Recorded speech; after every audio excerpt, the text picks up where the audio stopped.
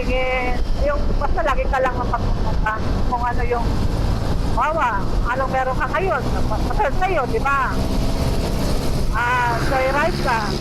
Joyride ka. Siyempre, ikaw gusto mo na.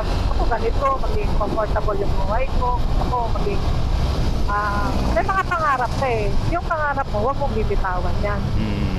Oo, kasi ano yan eh.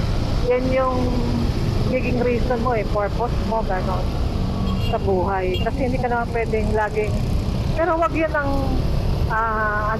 magpapaikot ng buhay mo. Yung pagsasobra kasi nakafocus ka. Ang i-focus mo, paano ka mapalapit sa Diyos. Kasi, sabi niya, unahin mo lang akong bahala sa lahat. Yun, tama. Oo. Pag inuuna mo ang Diyos, lahat ng susunod din.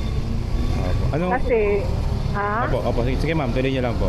Kasi, pag inuuna mo lagi yung ikaw ang nagiging hari ng buhay mo, ikaw lagi nagdidesisyon.